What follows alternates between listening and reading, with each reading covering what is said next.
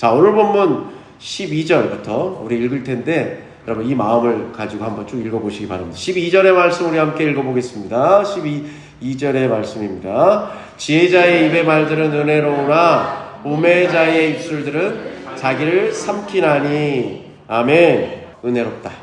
이 덕스럽다는 뜻이에요. 덕스럽다. 이 은혜라고 하는 말은 호의, 덕이라는 뜻이에요. 우리가 하는 말에 다른 사람을 덕스럽게 하는 말이 있죠. 그러면 어떤 말이 다른 사람을 덕스럽게 합니까? 또 반면에 그러지 못하는 말이 있어요. 덕스러운 말은 예를 들어서 칭찬하는 말이에요. 남을 격려하는 말이에요. 그리고 고마워하는 말. 이게 다른 사람을 덕스럽게 하는 말입니다. 덕스럽다. 그리고 다른 말로 복돋아 주다. 우리 복돋아 준다 이런 말 많이 쓰잖아요. 복돋아 준다는 것은 농부들이 농사를 짓는데 이렇게 흙이 무너지면 흙을 다시 덮어서 가장자리를 흙으로 이렇게 뚝을 만들어 주지 않습니까? 그걸 복둔다고 하거든요. 그 뜻이에요. 덮어준다는 거예요. 흘러내려가고 깎이고 또 한 것을 흙을 다시 덮어주는 게 복돋아 준다는 거예요. 격려하는 말이죠. 사람이 말로 세상을 지을 수도 있고요. 또 칭찬으로 사람을 살릴 수도 있고요.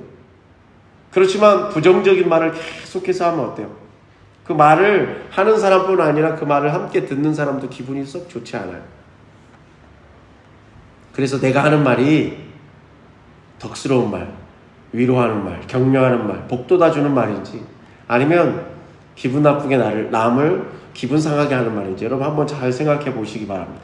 오늘 12절의 말씀에 보면 지혜자의 입의 말들은 은혜롭다 라고 얘기하죠. 그러니까 지혜로운 사람이 하는 말은 다른 사람을 격려하는 말이고 다른 사람을 위로하는 말이고 다른 사람을 복돋아주는 말이고 다른 사람들을 하여금 다시금 그래 내가 그래도 잘해봐야지 이번에도 했었지만 저렇게 나를 칭찬해주는 사람이 있으니 다음에도 내가 잘해야지 이런 마음을 갖게 한다는 거죠. 여러분 이건 가모니서라고 다르죠. 마부하고 잘 보이려고 나에게 유익을 얻으려고 하는 그런 말하고는 다른 말입니다. 진실의 바탕을 두지만 따뜻하게 말해야 되고 다정하게 말해야 되고 생명을 살리는 말을 해야 된다는 말이죠. 거꾸로 12절의 말씀에 보면 우매자의 입술은 자기를 어떻게 한다? 삼킨다라고 얘기합니다. 어리석은 자는 자기가 한 말로 자기를 여러분 부정적인 말을 많이 하는 사람들의 특징은 뭐냐면 그렇게 남을 깎아내림으로써 어떻게 하냐 자기를 돋보이게 하는 거잖아요. 남을 깎아서 자기가 드러나게 하는 게 여러분 특징이잖아요. 그런데 결국 우매자가 그런 말을 하면 할수록 자기가 그 말에 걸려 넘어진다는 거예요. 처음에는 어리석어서 시작해요. 한두 마디 그냥 툭툭 내뱉어요. 그러다가 어떻게 되냐면 광기에 휩싸여요. 막 말을 하는데도 막 독한 말을 막 서슴없이 내뱉는다는 말이에요. 이성으로 자기 스스로를 통제하지 못하는 거예요. 좀 이런 표현이 그렇습니다. 나불거리는 거예요. 막 입만 열면 막 별의별 말을 다 쏟아내는 거예요. 그런 말을 우리가 들을 필요도 없고 가까이 할 필요도 없습니다. 여러분 꼭 주의하시기 바랍니다. 어리석은 말을 하다 보면 그 말이 결국 나를 삼킨다. 여러분 꼭 마음에 두시기 바랍니다. 얼마나 무서운 일이에요? 자, 잠언 18장 7절에 보면 이런 말씀이 있어요. 미련한 자의 입은 그의 멸망이 되고 그의 입술은 그의 영혼에 그물이 된다. 이런 말씀이 있었어요. 미련한 자의 말은 자기 스스로를 잡는 그물이 된다는 거예요. 스파이더맨처럼 막 그물을 쏘는데 그 그물에 자기가 걸려 넘어진다는 거예요. 그걸 모르고 미련한 자는 계속 그 말을 쏟아낸다는 거죠. 자, 마태복음 12장에 보면 예수님이 이런 말씀을 하셨어요. 세 번역에 내가 너희에게 말한다. 사람들은 심판날에 자기가 말한 온갖 쓸데없는 말을 해명해야 할 것이다. 아멘. 마지막 날이 되면 하나님 앞에 우리 다 쓰잖아요. 자기가 했던 쓸데없던 말을 하나님 앞에 뭐 해야 된다? 해명해야 된다고. 너는 네가 한 말로 무죄 선고를 받기도 하고 해명이 돼서 무죄 선고를 받기도 하고 네가 한 말로 유죄 선고를 받기도 할 것이다. 여러분 예수님의 말씀이에요. 얼마나 무서워요. 우리가 한 말에 대해서 하나님 앞에서 다 해명해야 될 때가 온다는 거예요. 우리에게 주는 경고죠.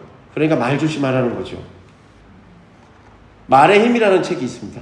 체코의 초대 대통령이었던 하벨이라는 그분이 쓴 원래 문학가였기 때문에 그분이 쓴 에세이에 나오는 말인데 모든 말들은 그것을 말하는 사람 말해지는 상황, 그리고 왜 말하는지 그 이유가 그 말에 담겨져 있다는 거예요. 근데 똑같은 말이 한순간에는 희망을 내뿜기도 하다가 그 말이 어느 순간에는 다른 사람을 죽이는 광기로도 내뿜어진다는 거예요. 똑같은 한 말이 한순간에는 참이었다가 다음번에는 거짓으로, 다음 순간에는 음절 하나하나가 기관총 소리로 사람들에게 울려 퍼진다는 거예요. 말이 사람을 죽인다는 거죠. 네. 여러분, 모든 말이 다 좋은 말이 아닙니다. 오늘 전도서의 말씀은 우리에게 뭘 얘기하는 거예요? 이치에 맞는 말을 해야 한다는 거예요. 상황에 맞는 말을 하도록 우리가 생각하고 심사숙고해야 된다는 거예요. 여러분, 사랑하는 가족을 먼저 떠나보낸 사람이 있어요. 그런데 성경을 열심히 암송하던 분이 그분에게 가서 위로를 하려고 딱 뭐라고 얘기하냐면, 모든 고난에는 하나님의 뜻이 있습니다. 하나님께서 합력하여 선을 이루실 거예요. 힘내세요. 그러면 그 먼저 사랑하는 가족을 떠나보낸 분에게 그 말이 위로로 들리지 않아요. 이치에 맞는 말이 아니죠. 차라리 말 안 하고 그냥 한번 안아주고 어깨를 토닥거려주는 게 훨씬 그분에게 큰 위로가 되죠. 여러분, 사랑하는 가족을 먼저 잃어버린 사람에게 가장 큰 위로를 줄 수 있는 사람은 뭐예요? 사랑하는 가족을 떠나보내본 적이 있었던 사람. 그 사람이 건네는 말 한마디는 달라요. 여러분, 그게 바로 상황에 맞는 말이죠. 사랑하는 귀한 교우 여러분, 상황에 맞는 적합한 말을 하시는 지혜로운 사람들 다 되시기를 간절히 축복합니다. 14절과 15절의 말씀 또 한번 읽어볼게요. 우매한 자는 말을 많이 하거니와 사람은 장래일을 알지 못하라니 나중에 일어난 일을 누가 그에게 알리리요.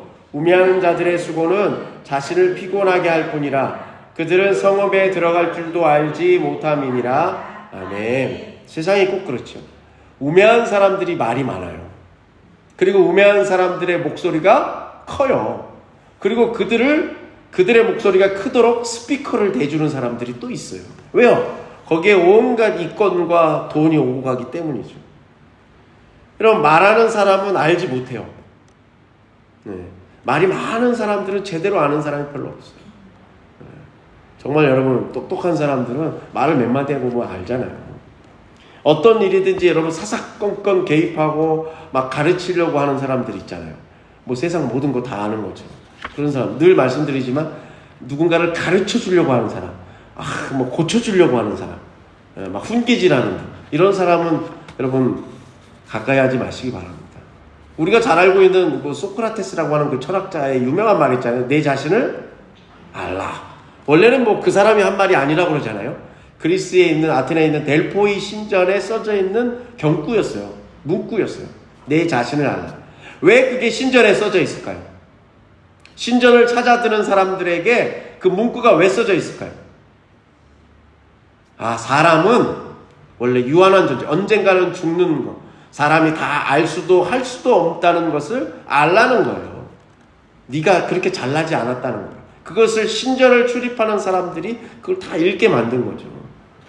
여러분, 오히려 모르는 것이 많은 것을 말을 많이 함으로써 내가 모른다는 걸 드러낼 뿐이라는 거예요.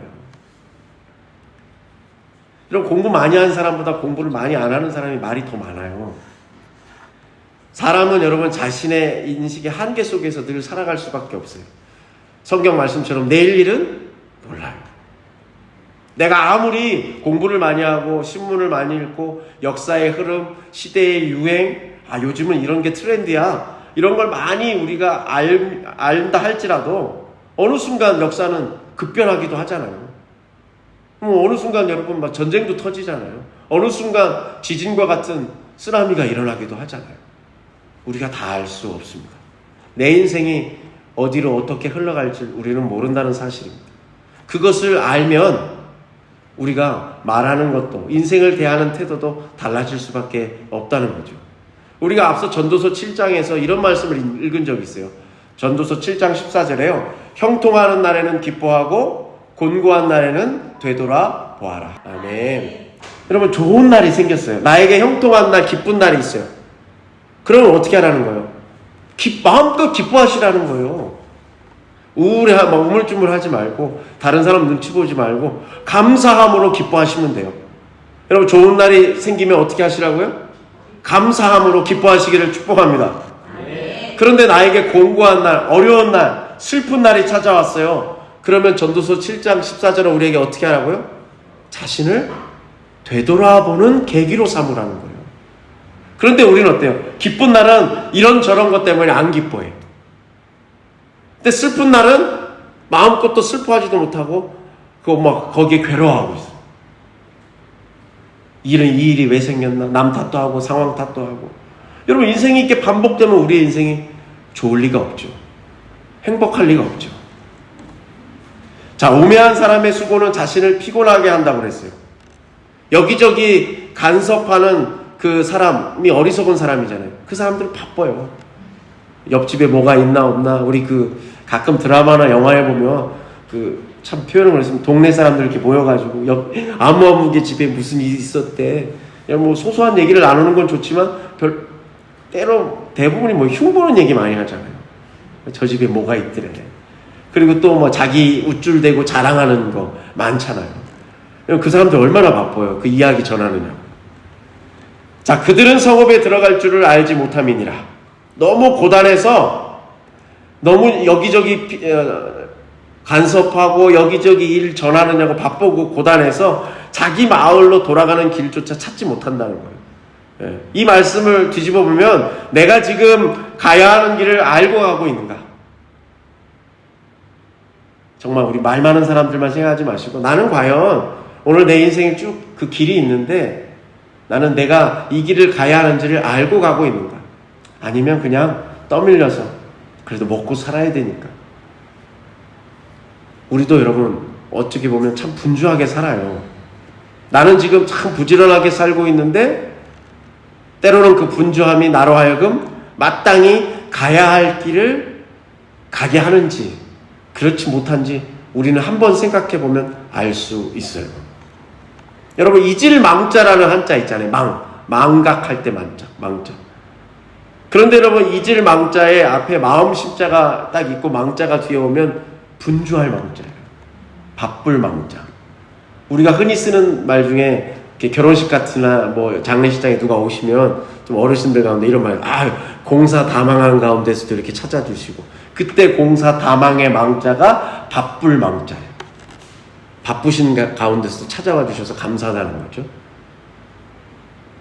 그냥 마음을 잃어버리면 어떻게 돼요? 어디로 가야 될지 몰라서 분주하다는 거죠. 바빠요. 이리저리 막 움직이는데 내가 가야 할 길은 가지 못하고 있다는 거죠. 때로는 질주하고 뛰어다니면서 우리가 참 열심히 사는데 내가 어디를 가야 할지 내 마음의 중심이 서지 않으면 우리는 여기저기를 들쑤시고 사는 인생이 된다는 겁니다. 성경은 그런 사람을 어리석은 길을 간다고 얘기하는 거죠. 자, 이사야 57장 10절의 말씀 제가 새번역 성경으로 읽어드릴게요. 신들을 찾아 나선 여행길이 고되어서 지쳤으면서도 너는 헛수고라고 말하지 않는구나. 자, 신들을 찾아서 여행길을 떠나요. 하나님이 아닌 다른 우상들, 바알. 여러분, 다른 우상들을 찾아서 여기저기 다닌다는 거예요. 나에게 다산과 축복과 풍년의 복을 내려준다고. 야, 저 신에게 가서 예배드리면 이런 복을 얻는데 여기도 찾아가고 저기도 찾아가요. 그래서 너무 고되고 지쳤어요. 그런데 이사야 선지자가 뭐라고 그래요? 근데 너는 헛수고라고 말하지 않는구나. 점집을 여기저기 다녀요. 그런데 스스로는 나는 이거 헛수고라고 얘기하지 않는다는 거예요. 그러면서 오히려 너는 우상들이 너에게 새 힘을 줘서 지금 고되고 분주하지만 지치지 않는다라고 착각한다는 거예요. 이사야 57장 10절의 말씀입니다. 우리가 내 욕망이 있어요. 그 욕망을 채우기 위해서 욕망의 길을 떠나요. 하나님 보시기에는 그 길이 참 바른 길 같지 않고 잘못된 길을 걸어서는데, 그리고 그 길을 가다 보니까 우리가 너무나도 하루하루 지쳐가요. 그런데 하나님이 우리에게 이 길이 아니고 다른 길이야. 너 힘들고 고되지? 근데 우리는 뭐라고 해요? 하나님 그거 괜찮아요. 저 진짜 열심히 살고 있어요. 저 10억 만들 거거든요. 이런다는 거예요. 욕망이, 내가 오히려 그 목표로 설정해낸 그 욕망이 나에게 살아갈 힘과 동기를 준다는 거예요. 그런데 여러분, 시간이 지나가면 어떻게 돼요? 결국 망해요. 우리의 마음이 쓰러져요. 우리말 중에 가리산이라는 말이 있어요. 가리산이. 어떤 사물을 가리어 헤아릴 실마리라는 것을 가리산이라고 얘기합니다. 우리 소위 말하는 가리산이가 안 사네? 사네? 가리산이가 있는 사람, 어떤 일을 풀어갈 실마리를 갖고 있는 사람들이 되시기를 간절히 축복합니다. 분주해서 여기저기 다니는 그런 어리석은 인생이 아니라 내가 어디를 가야 된 인생의 실마리, 하나님의 말씀으로부터 인생의 실마리를 찾아서 가리산이가 있는 저와 여러분의 인생길이 되시기를 간절히 축복합니다. 자, 16절의 말씀 우리 함께 읽어볼까요? 전도서 10장 16절의 말씀입니다. 왕은 어리고 대신들은 아침부터 잔치하는 나라여 내게 화가 있도다. 아멘. 여러분, 정치가, 그리고 공무원, 공직자, 이런 사람들은 무슨 일을 하는 사람들이에요? 자기의 이익을 위해서 사는 사람들이 아니죠. 공공의 안녕과 질서를 위해서 뭐 하는 사람들이에요? 봉사하는 사람들이죠. 그러니까 우리가 때때로 막 지진, 태풍, 홍수 피해가 났는데 막 그 시간에만 막 골프 치고 있고 이래서 막 언론의 문매를 맞는 사람들 있잖아요. 공직자가 해야 될 일은 뭐예요? 구부러진 것을 바로잡는 일. 그들에게 주어진 그게 소명이죠. 여기서 여러분, 왕이 어리고, 왕은 어리다는 말은 그 왕이 정말 어린 연소함만 말하는 게 아니라 왕이 아직 철이 없다는 얘기예요. 왕이 철이 없어서 백성들의 아픔을 헤아리지 못해. 공공의 질서와 안녕을 돌아보지 못해. 반대로 철이 들어야 이 일을 한다는 거예요. 그러니까 어린 왕, 철이 없는 왕은 자기의 이익, 자기 옆에서 좋은 말, 자기를 칭찬해주는 말만 하는 사람들만 모아놓고 자기들끼리 잔치를 연다는 거예요. 백성들은 그저 나를 위해서 있는 거예요. 짐이고 국가요, 백성들은 나를 섬기라고 있는다는 거죠. 어리석은 왕이 있는 곳에는 늘 어리석은 신하들이 주변을 둘러싸고 있어요. 그러면서 그 신하들의 행태를 가리켜서 성경은 뭐라고 그래요? 아침부터 뭘 한다? 잔치를 연다고 하죠. 여러분, 아침부터 우리가 회식을 해도, 우리가 예를 들어서 같이 식사를 해도 보통은 점심 때 같이 간단하게 먹거나 저녁에 밥 한번 먹지, 누가 아침부터 여러분 잔치를 합니까? 그러지 않잖아요. 자기의 특권을 누리는 것을 당연하게 생각하는 철없는 왕과 그 주변에 있는 어리석은 신하들을 비꼬아서 얘기하는 거예요. 그러면 여러분, 예수 믿는 사람들이 하는 역할은 뭐예요? 특히 예언자의 역할은 뭐예요? 왕에게 여러분 직언을 하는 게 예언자의 역할이에요. 나단 선지자처럼 다윗 왕에게 가서, 왕이요, 이런 사람이 있습니다. 한 마을에 양을 100마리를 갖고 있는 부자가 있었는데, 또 그 마을에, 같은 마을에 양 한 마리를 자기 자식처럼 생각하고 잘 때도 먹을 때도 함께하는 그 양 한 마리를 갖고 있는 가난한 사람이 있었는데, 어느 날 양 100마리를 갖고 있는 부자에게 손님이 찾아와서 그 부자가 손님을 대접하기 위해서 자기의 양이 아닌 양 한 마리만 갖고 있는 가난한 자의 양을 빼앗아서 그 손님을 대접했습니다. 왕이 어떻게 이런 일이 있겠습니까? 그 부자 정말 나쁜 사람이잖아요. 그죠? 그러니까 다윗 왕도 그 얘기를 듣고, 나단 예언자의 얘기를 듣고 그런 사람이 누구냐? 내가 당장에 그를 이렇게 격분하지 않습니까? 그때 나단 예언자가 뭐라고 그래요? 왕이 바로 그 부자입니다. 바세바의 아내, 자기의 신하였던, 장수였던 바세바의 아내를 탐했던 그 왕을 꼬집어서 한 말이잖아요. 그때 그 예언자 나단의 직언을 듣고 다윗 왕은 어떻게 합니까? 하나님 앞에 바로 회개하죠. 그러면서 지은 시가 시편 51편의 시 아니겠습니까? 그럼 그게 예언자와 왕의 관계라는 거예요. 예언자와 신하와 왕의 관계라는 거죠. 근데 그렇지 못하다는 거죠. 이사야 5장에 보면은 11절 12절에 보면은 또 비슷한 말씀이 나와요. 아침에 일찍 일어나 독주를 마시며 밤이 깊도록 포도주에 취하는 자들은 화 있을진저. 그들이 연회에는 수금과 비파와 소고와 피리와 포도주를 갖추었어도 여호와께서 행하시는 일에 관심을 두지 아니하며 그의 손으로 하신 일을 보지 아니하는도다. 아멘. 경박스럽고 사치스럽고 자기들만의 잔치를 버리는데 그 안에 뭐가 없다는 거예요? 하나님의 뜻은 하나도 없다.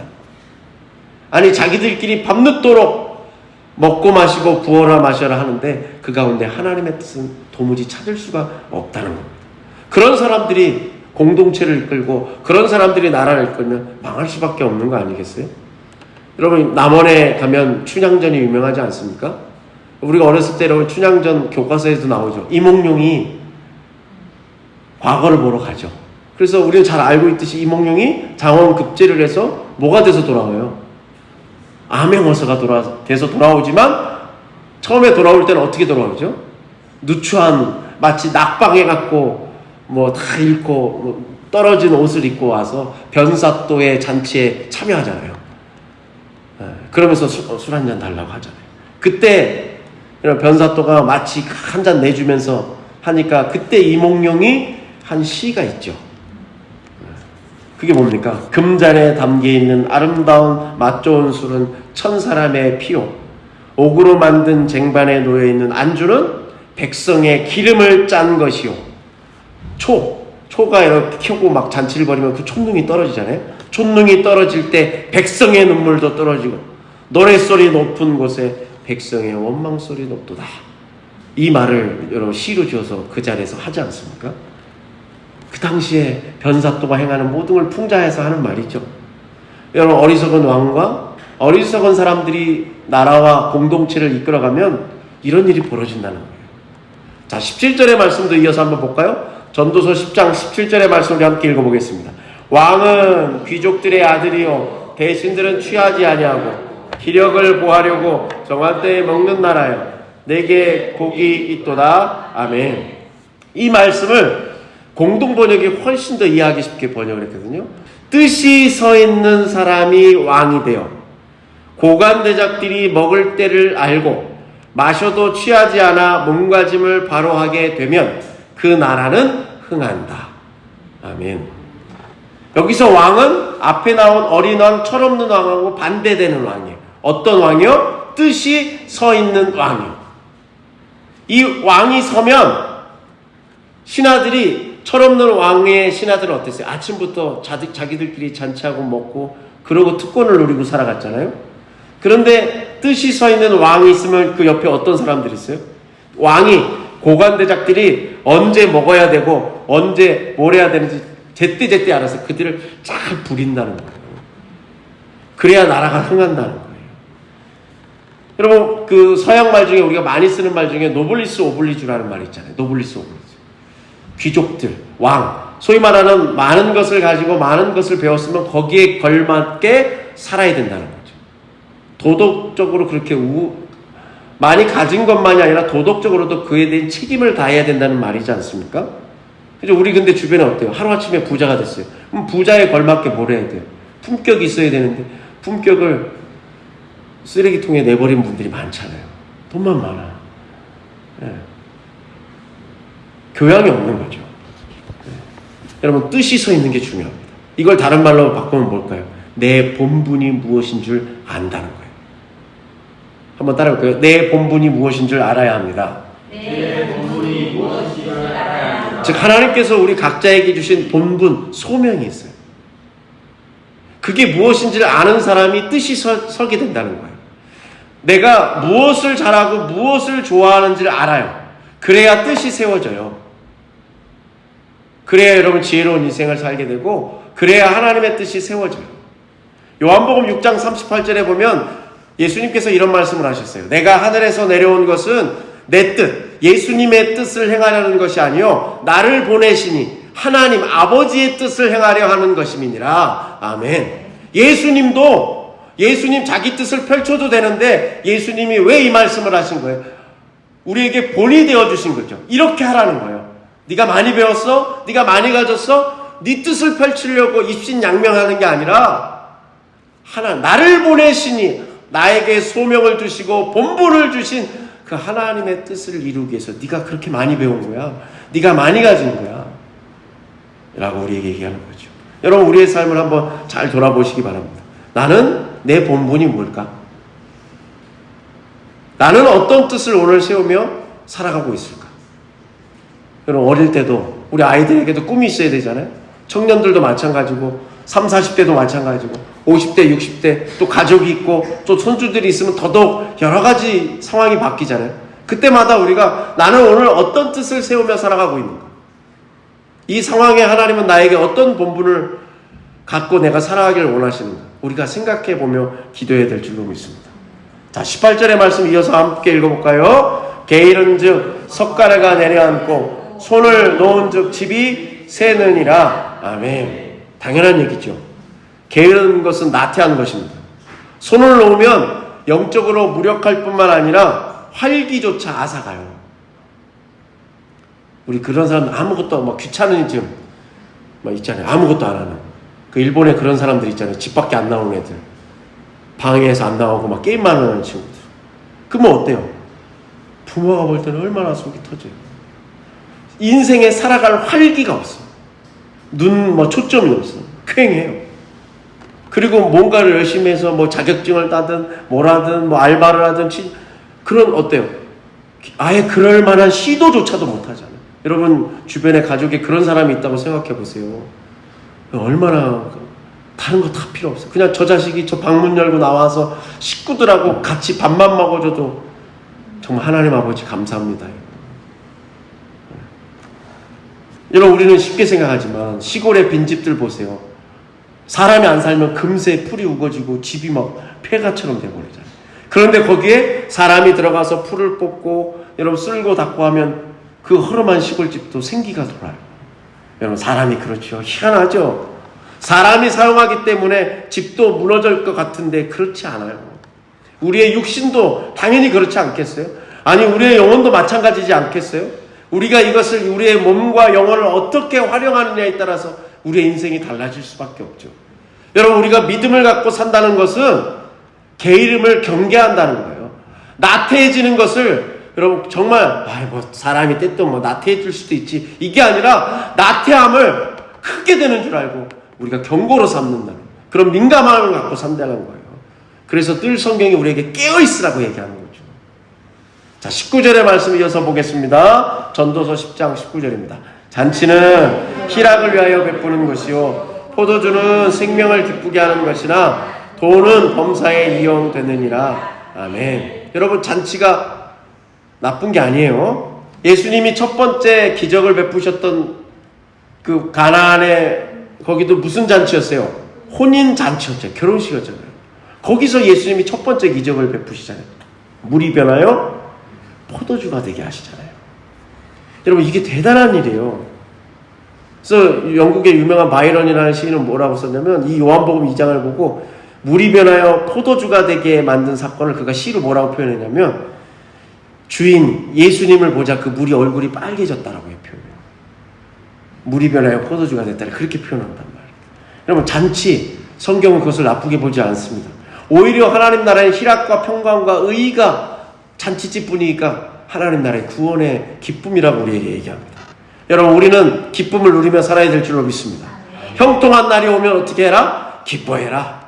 좋은 일이 생기면 감사하고 기뻐해라. 그 기쁨을 누리기 위해서 우리에게 무엇이 필요해요? 돈이 필요해요. 성경은 여러분 굉장히 한편으로 현실적인 이야기예요. 돈이 필요해요. 이걸 부정하지 않아요. 그런데 돈이 수단일 뿐이지 돈이 내 인생의 목적이 되어서는 안 된다는 거예요. 그러면 거꾸로 돈에게 내가 삼킴을 당하는 거예요. 앞서 어리석은 말을 막 함으로써 부정적인 말을 뱉음으로써 다른 사람의 마음에 상처를 줄 뿐 아니라 그 말이 나를 삼켜버린다고 그랬잖아요. 돈을 수단으로 삼아야 되는데 돈 버는 게 인생의 목적이 되는 순간 돈이 나를 집어 삼킨다는 거예요. 마태복음 6장 24절에 보면 예수님이 이런 말씀하셨죠. 한 사람이 두 주인을 섬기지 못할 것이니 혹 이를 미워하나 저를 사랑하거나 혹 이를 중히 여기고 저를 경히 여김이라. 너희가 하나님과 재물을 겸하여 섬기지 못하느니라. 아멘. 여러분 재물을 섬기고 사십니까? 하나님을 섬기고 사십니까?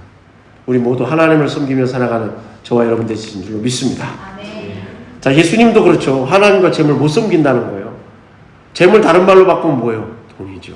만몬이죠.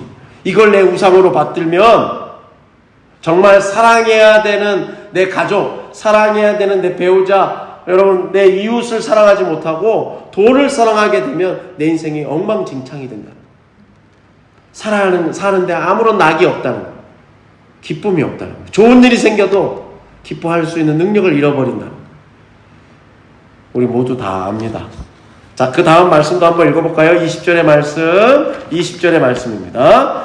심중이라도 왕을 저주하지 말며 심지라도 너를 저주하지 말라. 공중의 새가 그 소리를 전하고 날 지킴이 그 일을 전파할 것임이니라. 아멘.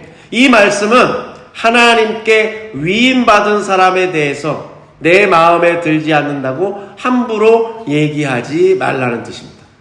다시 말씀드려요. 하나님에게 위임받은 사람들이 내 마음에 안 든다고 해서 함부로 말하지 말라는 거예요.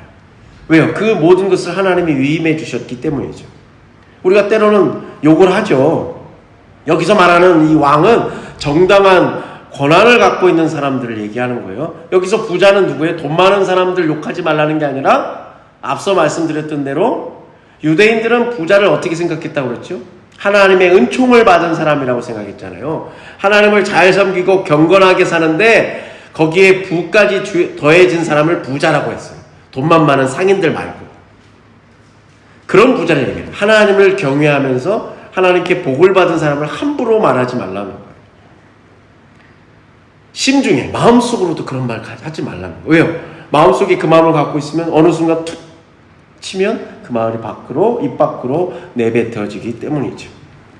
여러분 이제 광복절이 다가오지 않습니까? 수많은 우리 독립투사들 있죠. 좀 부끄러운 얘기지만 우리가 독립투사들에 대해서 잘 몰라요. 역사 시간에 다른 나라 역사는 그렇게 배우면서 그죠? 이상재 선생님이 누군지 안창홍 의사가 뭘 했는지 우리 그냥 보통 도시락 던지고 총 쏘신 분 안중근 의사, 이봉창, 뭐 김구 선생 요 정도 알지. 정말 이름도 없이 빛도 없이 이 나라의 독립을 위해서 애썼던 사람들 잘 기억하지 못하죠. 그리고 그들의 독립운동의 후예들이 얼마나 가난하게 살아요. 그럼 카자흐스탄을 비롯해서 소위 옛날 구소련 지역 있잖아요. 거기 가면 여러분 옛날에 고려인들이라고 있었지 않습니까? 나라를 잃어버려서 만주로 넘어갔다가 독립운동하고 또 먹고 살기 위해서 만주로 간도로 갔다가 거기에서도 또 어떻게 해요? 쫓겨나죠. 소련이 그 땅을 차지하면서 그들을 어디로 보내버려요? 강제 이주를 시키죠. 그래서 기차에 태워가지고 오늘날의 카자흐스탄 뭐 이런 데로 다 보내잖아요. 그래서 그들이 고려인들이 모여서 살지 않습니까? 근데 그들 중에 무국적자가 있어요. 국적이 없는 사람이 있어요. 끝까지 나는 조선에, 그 당시 이제 조선이니까 난 조선입니다. 그래서 그걸 버린 사람, 그래서 끝까지 그 국적을 따지 않은 사람들이 있단 말이에요. 여러분 잘 아는 사할린에 얼마나 많은 동포들이 살고 있었어요. 근데 그들이 조선인임에도 불구하고 대한민국에 돌아오고 싶어도 국적이 없어서 못 돌아오잖아요. 그리고 수십 년 동안 정부가 그 일을 뒷짐지고 바라만 봤잖아요. 뭐 외교적 문제로 여러 가지 문제로. 여러분 안타까운 일이죠. 많이 좋아졌어요. 많이 좋아졌습니다만. 여러분 우리 독립운동가 중에 월남 이상재 선생님이라는 분이 계세요. 어느 날 이분이 이제 붙잡힙니다. 끌려가서 뭘 당해요? 고문을 당해요. 맞아요. 고문을 당할 때마다 이분이 계속해서 대한독립 만세를 말해요. 그러니까 이 때리던 일본 순경이 지쳐가지고 말을 합니다. 이상재 선생님이 똑똑하니까 아니 네가 자꾸 대한독립 만세를 하니까 자꾸 때리는 거 아니냐. 좀 그 말을 안 하면 너 덜 맞을 거 아니냐. 나도 힘들다. 그러니까 이상재 선생님이 뭐라고 하냐면 내 마음속에는 대한독립으로 가득 차서 나를 때리면 때릴수록 대한독립 만세를 할 수밖에 없다는 거예요. 여러분 그런 분들의 노고가 있었기 때문에 오늘 우리가 이렇게 해방된 세상에서 또 눈부신 경제발전과 여러분 문화 강국이 돼서 오늘 우리가 이런 세상에서 살죠. 여전히 불평등하고 여전히 여러분 사회 곳곳에 여러 가지 어려움이 있어도 분명한 것은 우리가 그래도 잘 사는 거예요. 그럼 우리가 먼저 뭐 해야 돼요? 감사하고 기뻐해야죠. 그리고 어려운 것은 잘 안 되는 것은 마음을 모아서 조금씩 바꿔가야죠. 이런 분들의 여러분 그 생명과 피와 땀을 우리가 잃어버리면 안 되죠. 자, 오늘 말씀을 마무리하면서 전도자는 여러분 대단히 현실적인 사람이에요. 현실을 꿰뚫어 봐요. 그러면서 우리에게 그런 지혜가 필요하다는 거예요. 뜻없는 인생, 철없는 삶을 살지 말고, 내가 어리다고, 내가 태어난 게 이런 부모 밑에서 태어났고 내 지금 여건이 이러니까 난 못한다라고 발뺌하지 말고, 본분을, 우리에게 주신 하나님의 본분, 우리 각자에게 주신 그 소명, 그것으로 하나님의 말씀으로 뜻을 세우는 그런 인생이 되라는 거예요. 뜻이 서 있는 왕이 있으면 그 주변의 신하들도 똘똘하고 대단한 사람들이 세워지는 것처럼, 우리가 하나님의 주시는 말씀으로 우리의 본분을 깨닫고 믿음으로 여러분 뜻을 세우는 사람이면 우리의 주변도 바뀐다는 거예요. 내 가정도 변화된다는 거예요. 우리의 교회도 든든히 세워질 줄로 믿습니다. 여러분 뜻을 세우고 여러분 믿음의 방향이 분명한 인생, 아름다운 인생 사시는 저와 여러분들 되시길 간절히 축복합니다. 우리 기도하겠습니다.